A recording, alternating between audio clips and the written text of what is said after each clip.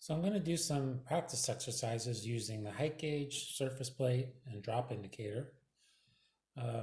I decided to split up the video training between the basic tools and then adding accessories like V blocks and 1, 2, 3 blocks. And we're going to split up the exercises as well. It's just too much material to try to cover in one giant video. So today, in this video, we're just really going to focus on how to use the test indicator, scribe, and drop indicator on a surface plate without involving any of these additional work fixturing accessories that we have. So let's look through the practice exercise, and please visit the Pragmatic Metrology website to get a copy of the exercise so you can follow along. You can download a PDF there, and you can download a worksheet to write down your work and maybe have somebody else check it who's more familiar with these gauges, or just for your own purposes. And you'll also be able to find prints and CAD files if you want to make this, 3D print it, or machine it yourself. You can find a 3D model there and a 2D print to follow along. So once you have all that, we'll get started.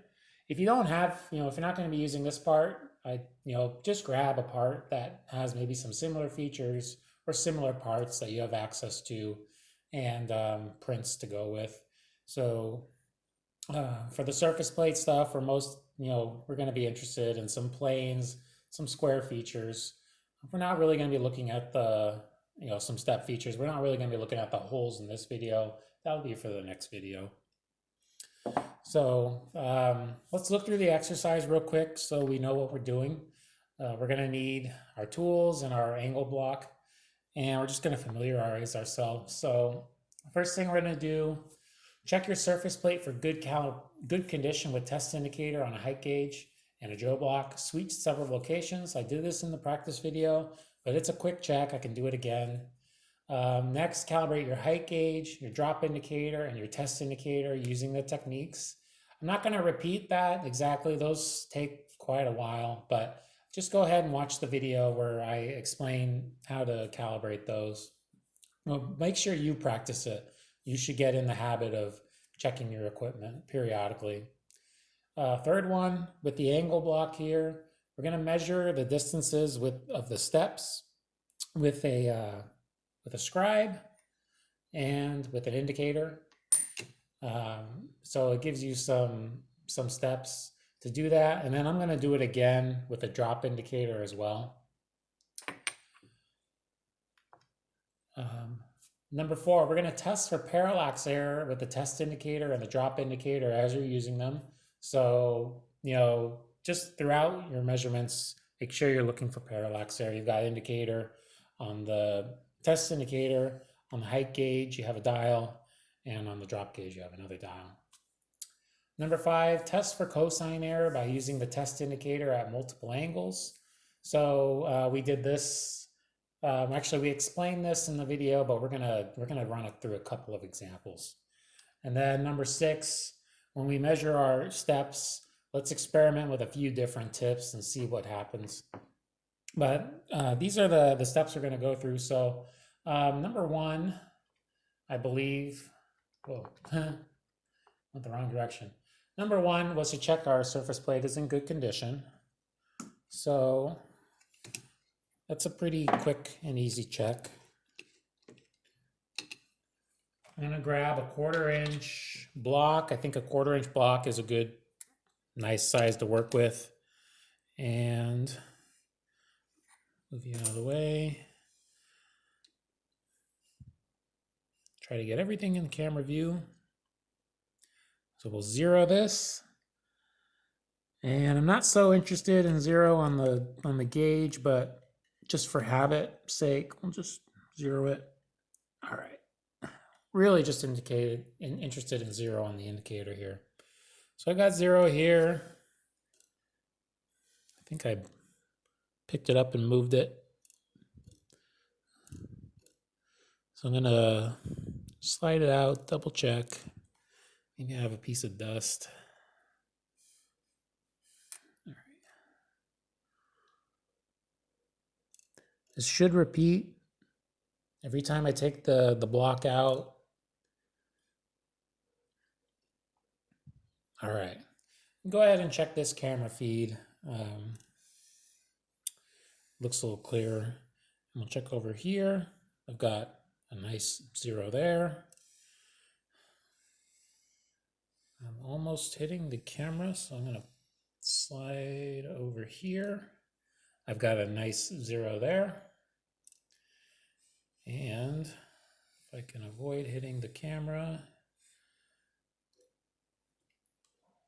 I've got another nice 0. So do that in multiple places around your surface plate, and if you get 0 each time, you don't have any dips. If you do need to clean your surface plate, use some granite cleaner. You can buy it special and pour a little bit on a rag and wipe it down. It'll grab all the dust and oil that has seeped into the granite. And you should do that based on use. I would say I would do it at least once a month if I'm using the granite every day, all day, and you're dealing with dirty parts. If you're not dealing with dirty parts and you're not using it so much, you can extend that maybe every 3 months or 6 months. But try to keep the surface plate clean of dust, debris, oil, so that you get good readings every time. So let's see, number 3 was to start measuring the step height. So let's come off of, let's just come off of datum A. Keep it simple. It should be a 0.315 from the bottom of the surface plate to the first step from the bottom. So I'm gonna 0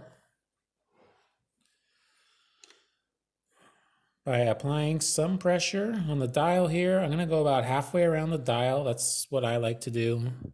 Halfway around, about halfway through stroke, although this is only a quarter way through the stroke. And then you gotta remember to 0 your counter and then 0 your dial. If you forget to 0 any one of these, you're gonna make a mistake in your reading. So I got 0s in all 3 locations.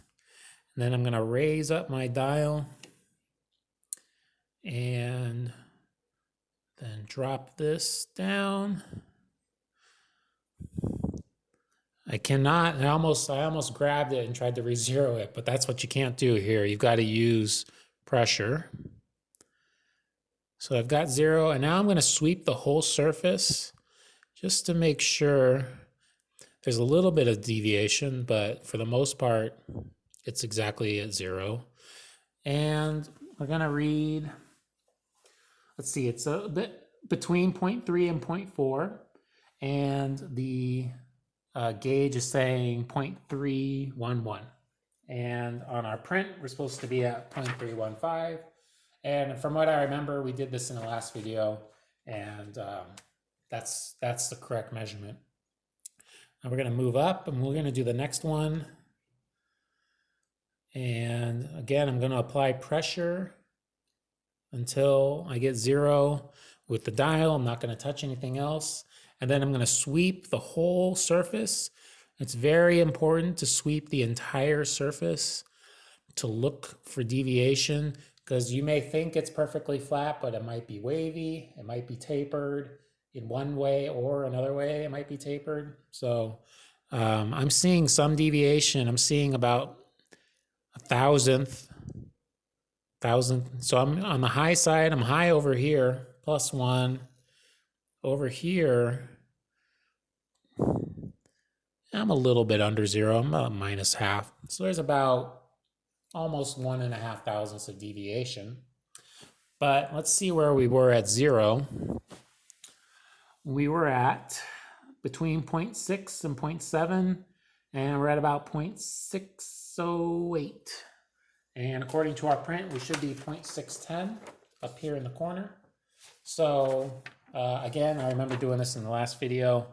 We're looking okay. We're going to do the next step height. All right, I have to do this by touch, and sometimes it's a little bit of trial and error. 0. Take a look at our counter. I'm at 0.8 to 0.9, and how far I am, I'm 0.838-ish. Again, I'm trying to avoid parallax error. I'm trying to get a good dead-on reading, but if I do look from this side, I'd say 37. If I look dead on, 38. And if I could get my body to look over here, I might see 39. So it is definitely an issue. What you see on the screen, yeah, you probably definitely got some parallax error. That's why I'm calling out my numbers. But let's look at our print. It's supposed to be at 0.840 plus or minus 5 thousandths. So we're good. This tolerance is appropriate to use a height gauge because of the accuracy of the height gauge is quite good. The accuracy is, typically length dependent, but you can expect maybe 1,000th of error throughout halfway through this travel and 2,000ths of error throughout the full distance. But realistically, we're not traveling that far, so we're not going to see very much error. And let's do the last surface, the overall thickness. So now I can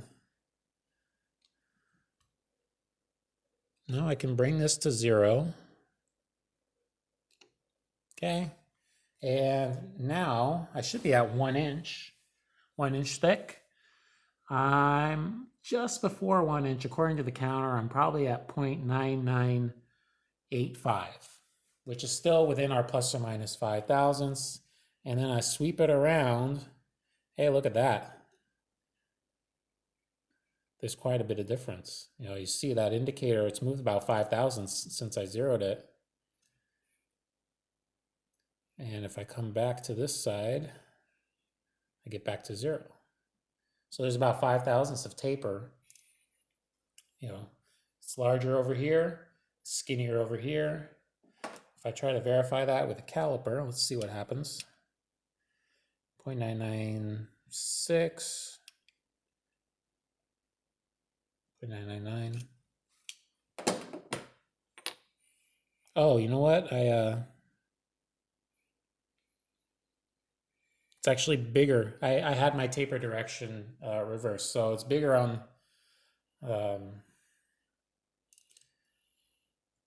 If I re-zero it on this side, it's reading about 1 inch and 1,000th, and then it drops off by about 5 thousandths. So this side should be smaller. 0.997, 0.999. So the numbers don't exactly match up. That's not too concerning. It is 2 different gauges measuring 2 different ways, 2 different calibration states, but they did both pick up that it's thicker on this side here than on this side. And with the indicator, it's really easy to, it's a really nice way to see it. You can really see it changing as you slide it around. Okay. So how about we redo that with a height gauge? Sorry, a scribe. So I'll slip off the test indicator, slip on the scribe, and repeat it. So I'm going to drop my gauge to 0.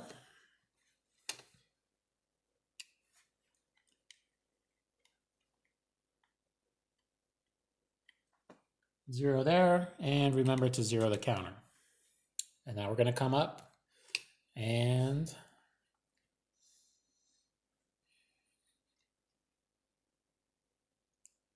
take our first drop.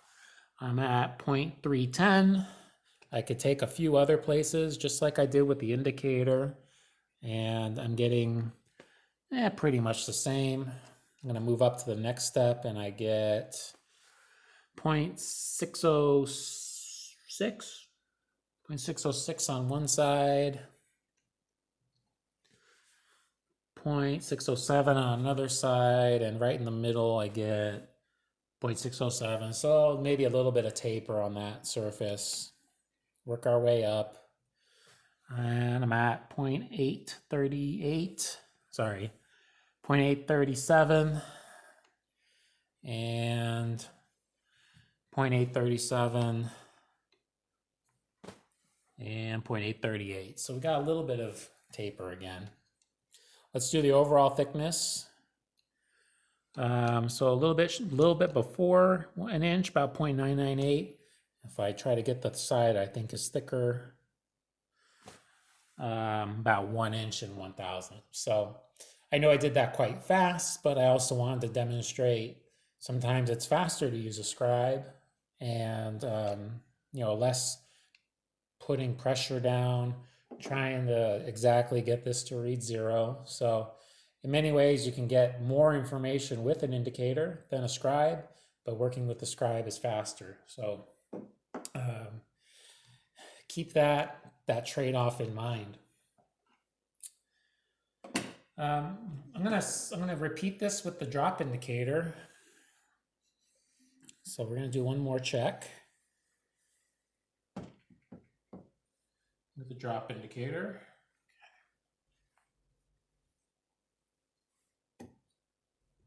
Let me just get set up real quick.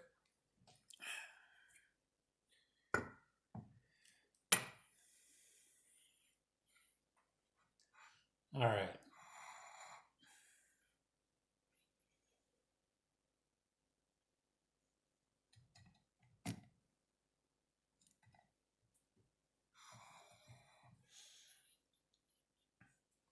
All right, I think you can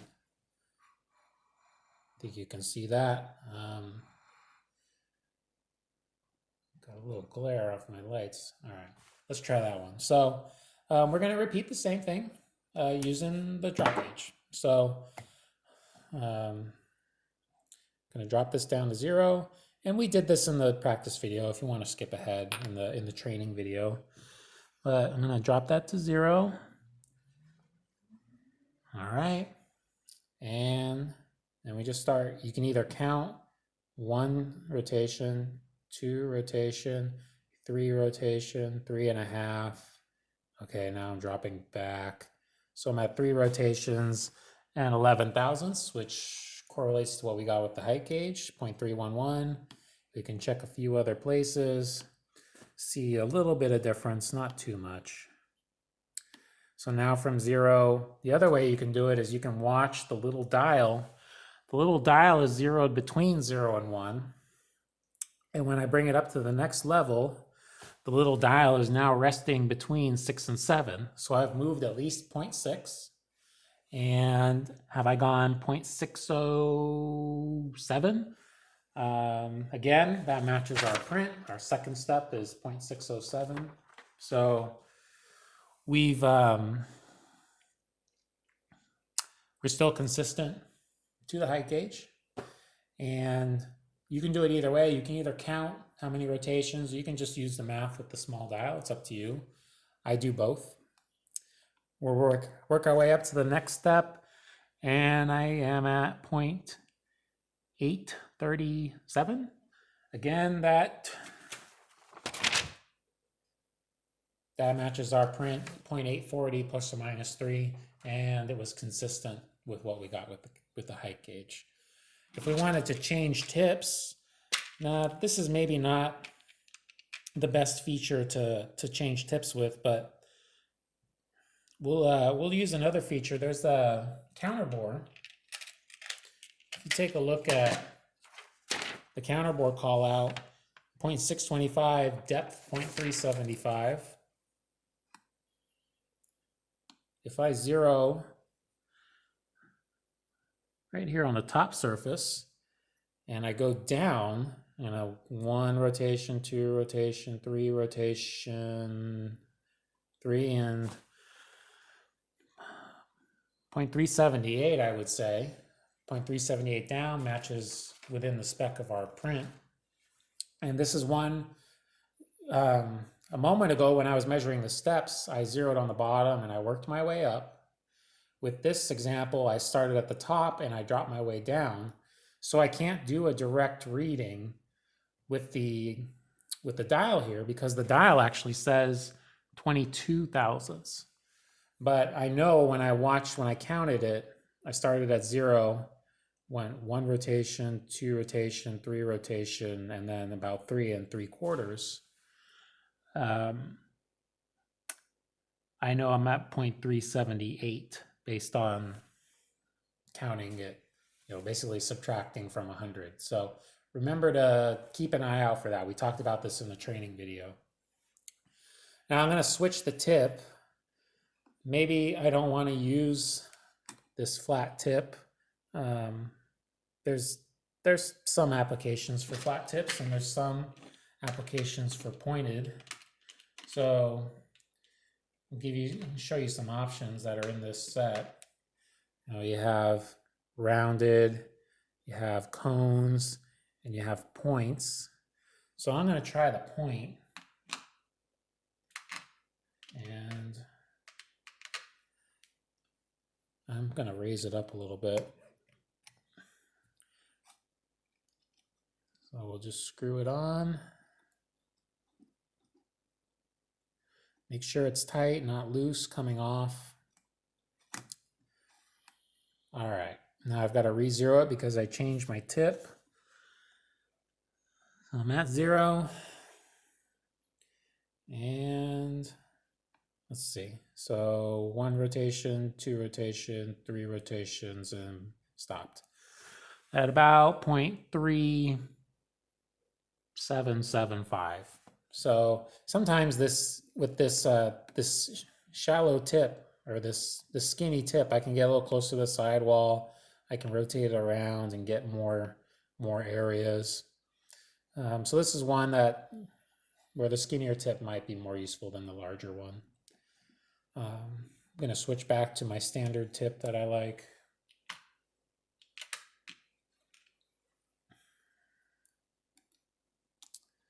So I think that's, feel free to keep trying on other features with the height gauge, with the drop gauge here. You don't always have to come off of the top, off of the rock. You can zero off of the part in many cases, like I just demonstrated. You'll always want to be careful about, if I flip this over and I use this as my 0, well, I'm now using, making sure that these two are parallel. If they're not parallel, then everything gets kind of cockeyed, then I might not get good readings. So you have to be, aware of that, but certainly you have a lot of options. Like I said at the very beginning of the training video on surface plate, you want to be creative, but also aware of the issues you could be running into. So let's flip back to our exercise. We've done exercises. Number 2 takes too long to do. I did it in the training videos. We've done number 3. And now we did 4 and we're going to do 5 right now. We're going to test for cosine error using a test indicator at multiple angles using the following methods. So first thing, we'll set up a test indicator about 5 to 10 degrees from horizontal. We'll lock it down. We'll run it 0 on a 0.125 Joule block. And then we're going to slide the 130 Joule block and look for a +5 reading. And then we'll do some other Joule blocks and we'll look for some potential error there. Then we're going to repeat it at a different angle. So we'll do the exact same thing at a different angle. So let's do that together. Move my...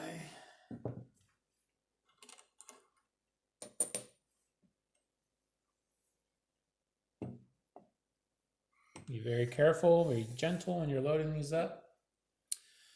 Use my clamp to get the test indicator on. These can be a little finicky at times. There we go. Clamp it down. So I said we're going to need maybe a 125 Joe block. And I'm already at maybe a 10-degree angle. So let's see how much error we get.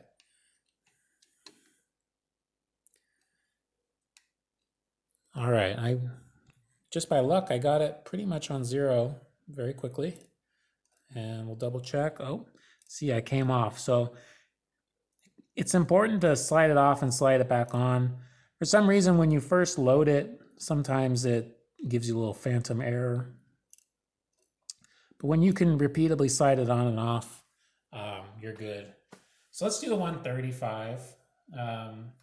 And remember, I zeroed it about halfway through one rotation, so we still have a lot more rotations backwards, and we have a forward. Sorry, we have a 2 rotation limit on this style, and I went halfway and zeroed, so we could still go 1.5 in height or halfway in smaller and still get a reading.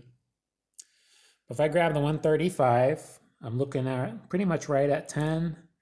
If I grab the 125, I'm looking pretty much right at 0. And there's a 10th bump up. And see if I grab the 0.1, so I'm back at 0, I'm close to 0 with 125. And then with 0.1, I over traveled. I'm not even touching anymore, okay? So just remember, your travel limits can sometimes give you some false readings. So goes 0. And I go +10 on the Joe block, and I get +10 on the indicator. So we're at 15 degrees for that check. Now I'm gonna go pretty extreme. I think I'm gonna go to like 30. So this is a pretty extreme angle that I have the indicator set for. Well, so you gotta, let's make it even more extreme. Pretty bad indicator angle relative to, well, how this is gonna sit. So, so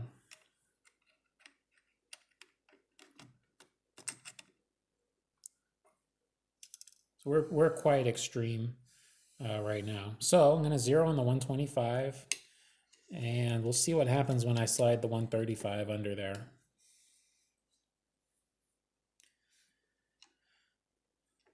Oh, and I've run out of travel. So when that happens, you just open up your clamp, rotate it.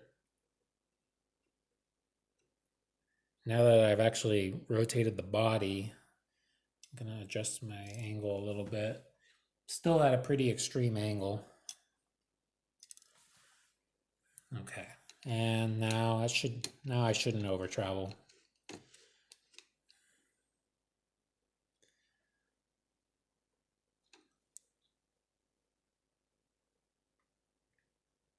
I'm at 0, slide it off.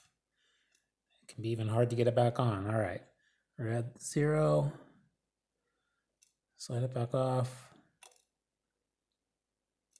See, it doesn't even want to repeat because it doesn't want to slide on and off. Okay, so we're repeating at 0. Now let's grab the 135. This is +10. I should see a +10 reading like I did before. And I see +12.5. So I added 10 thousandths of thickness at a kind of extreme angle, and what ended up happening is I got more than 10 thousandths showing on the indicator. So let's see if I can. You see that indicator should say 10 thousandths and it says 12. So that is pretty much cosine error, just because I'm at a bad angle. Let's try to put it at a good angle and do it again. just to verify.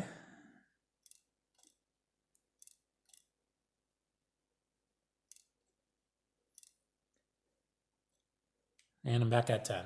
So try to block the light. I'm back at 10 so that when I'm at a better horizontal angle. So remember, for cosine error, the key is keep it pretty much horizontal or at a 5-degree angle.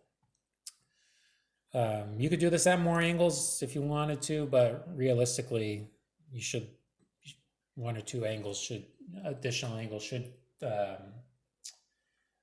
be all you need to see. So, I mean, that's pretty much it for the exercises, and then we'll do a few discussion. We already experimented with the tips, and there's the print.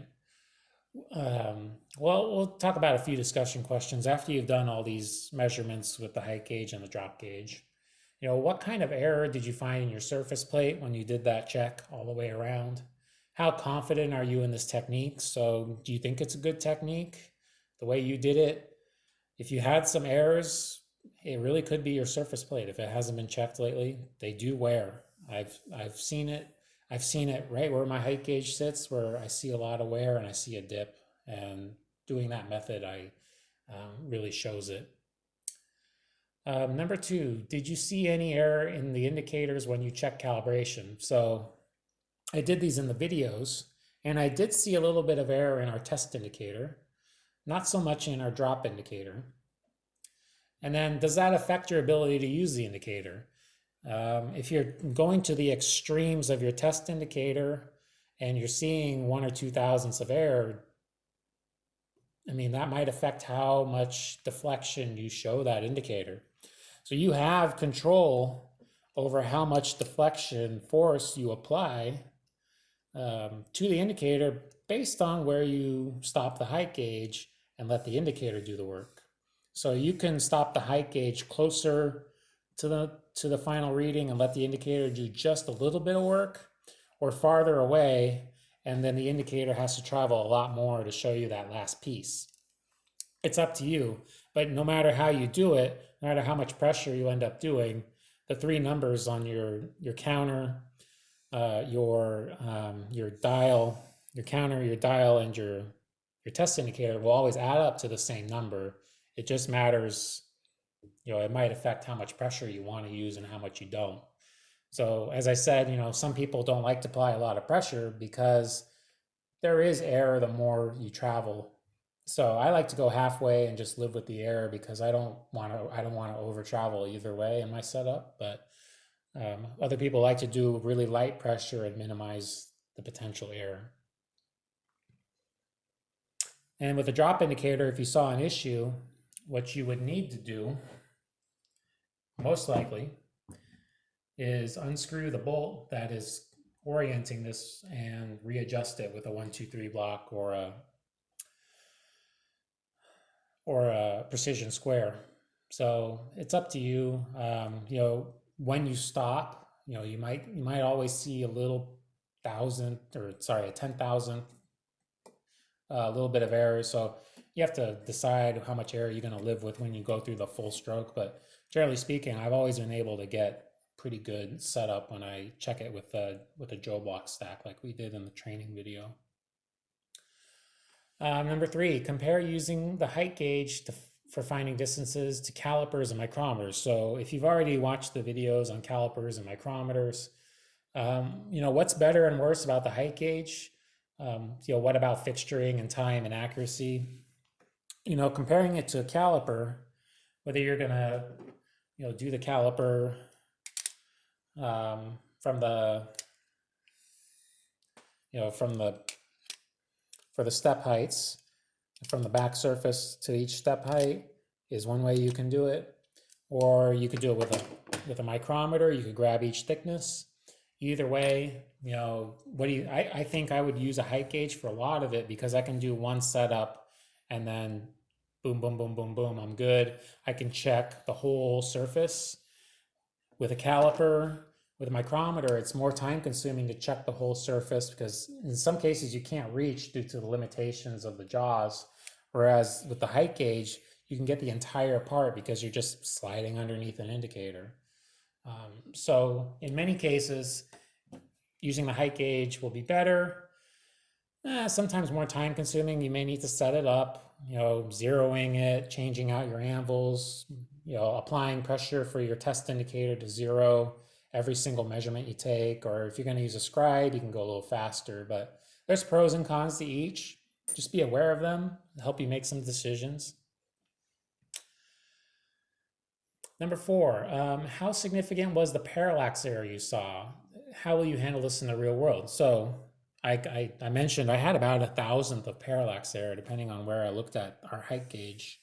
That's why I was always crouching down and looking at it. So it is significant. It's about 1,000th or 2,000ths at worst probably, but in a lot of precision manufacturing, that's your entire tolerance zone. So I would say just try to look dead straight on. And 5, how significant was the cosine error you saw? How you handle this in the real world? So the cosine error, again, was significant. It's like 2.5 thousandths at the bad angle. And again, sometimes that's all your tolerance zone. So just as I'm trying to repeat it as much as I can, keep it at about 5 to 10 degrees, and you really shouldn't have too many problems. So I know I've repeated certain things a bunch of times, but I want to really hammer it home, especially with these 5 questions. They're what you should be thinking about anytime you're using the height gauge, avoiding cosine error, avoiding parallax error, setting it up as efficiently as you can. So thank you for watching this video. Please check out the Pragmatic Metrology website, pragmaticmetrology.com, and you'll find more videos, more resources, and I need to take a quick moment to thank the Laney Machining College in Oakland, Machine Technology Department, letting me use this part to demonstrate these videos. They've got a great program there in machine technology. They offer manual machining, CNC machining, metrology, CAD design, maintenance, many other courses. They offer apprenticeships, so you can get your apprenticeship hours and education through Laney. You can also do certificates if you take a certain number of courses in the same category, and even you can finish with an associate's degree if you take enough of the courses. And doing any of that will really get you ahead in your career if you're wanting to work in manufacturing in metrology or machining or production. So check out the Laney Machine Technology Department in Oakland, California, if you're in the Northern California Bay Area. And thank you again for watching. Hope to see you for your next videos.